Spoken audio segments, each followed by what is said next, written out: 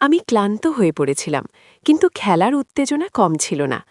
তারা দুজনেই আমার প্রতি অত্যন্ত আন্তরিক ছিল এবং কোনো রকম অসন্তার পরিচয় দেয়নি। আমার নাম শ্রাবণ, আমি দিল্লির মেয়ে, বয়স ২৪ বছর। আমার বিয়ে হয়েছে ৫ বছর আগে, তবে আমার বিবাহিত জীবনের বেশিরভাগ সময়টাই আমি একা কাটিয়েছি। আমার স্বামী দুবাইতে চাকরি করেন এবং তার কাজের চাপে তিনি আমার সঙ্গে খুব কম সময় কাটাতে পারেন। প্রথম এর মধ্যে কোনো সমস্যা অনুভব করিনি, কারণ আমি ভেবেছিলাম স্বামীর পরিশ্রম আমাদের ভবিষ্যতের জন্য। কিন্তু সময়ের সঙ্গে সঙ্গে আমি বুঝতে পারি এই একাকিত্ব আমাকে ভেতর থেকে ভেঙে দিচ্ছে।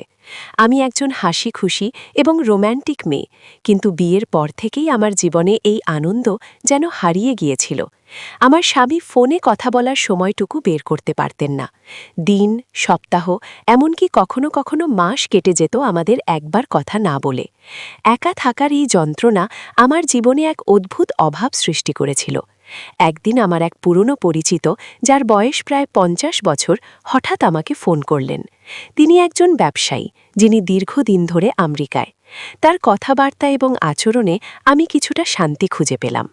তিনি আমাকে বললেন, শ্রাবণ, তুমি অনেক ভালো মেয়ে, তোমার মনের কথা আমি বুঝতে পারি। আমি খুব শীঘ্রই ভারত আসব এবং তোমার সঙ্গে দেখা করব।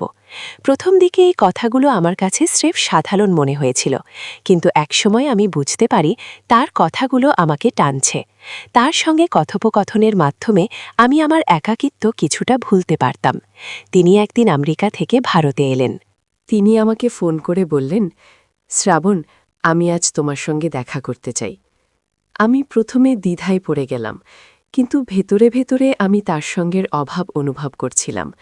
তাই আমি সিদ্ধান্ত নিলাম তার সঙ্গে দেখা করতে যাব। আমি সেদিন লাল রঙের একটি শাড়ি পরেছিলাম, যা তিনি আমাকে উপহার দিয়েছিলেন। আমাকে দেখতে খুব সুন্দর লাগছিল। তিনি আমাকে বাস স্ট্যান্ডে নিতে এলেন। গাড়িতে উঠতেই তিনি আমার দিকে তাকিয়ে মৃদু হাসলেন এবং বললেন, তোমাকে আজ অসাধারণ লাগছে।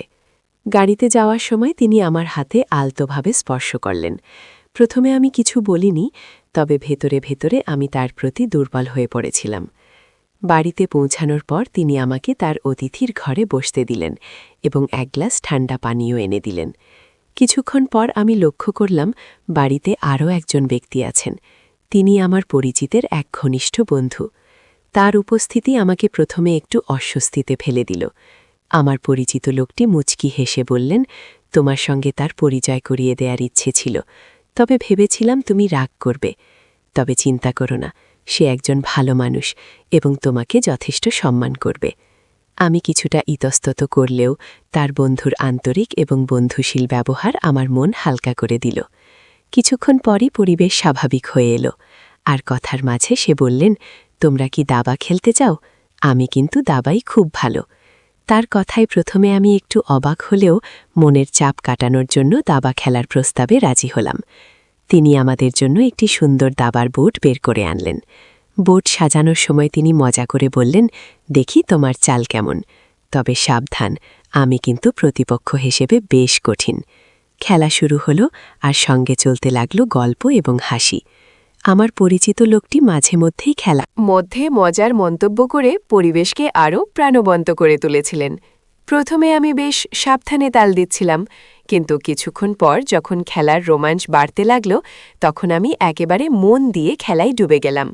খেলার মাঝখানে চা আর স্ন্যাক্সও এলো।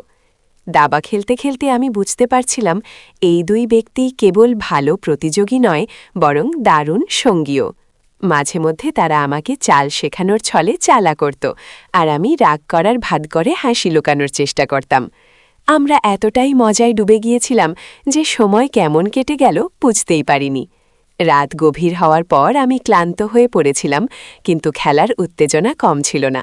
তারা দুজনেই আমার প্রতি অত্যন্ত আন্তরিক ছিল এবং কোনো রকম অসৌজন্যতার পরিচয় দেয়নি। এই রাতটি আমাকে নতুন অভিজ্ঞতা এবং সঙ্গীদের সঙ্গে সুন্দর মুহূর্ত কাটানোর আনন্দ দিয়েছিল। আমি বুঝতে পারলাম জীবনের ছোট ছোট মুহূর্ত অনেক আনন্দ এনে দিতে পারে, যদি আমরা সঠিক মানসিকতা নিয়ে এগিয়ে যাই। এই অভিজ্ঞতা আমাকে একটি গুরুত্বপূর্ণ শিক্ষা দিয়েছিল। জীবনে কোনো পরিস্থিতি একেবারে সাদা বা কালো নয়। আমরা মানুষের আবেগ এবং সম্পর্ককে বিচার করতে পারি না শুধুমাত্র বাইরের চেহারা দেখে। তবে আমাদের সতর্ক থাকতে হবে এবং সঠিক সিদ্ধান্ত নিতে হবে। জীবনের প্রতিটি মুহূর্তকে সম্মানের সঙ্গে বেছে নেওয়া এবং আত্মসম্মান বজায় রাখা খুবই গুরুত্বপূর্ণ। আপনারা কেমন অনুভব করলেন এই গল্পটি কমেন্টে জানাবেন। গল্পটি ভালো লাগলে আমাদের চ্যানেলটি সাবস্ক্রাইব করুন এবং আপনার মতামত শেয়ার করুন। ধন্যবাদ।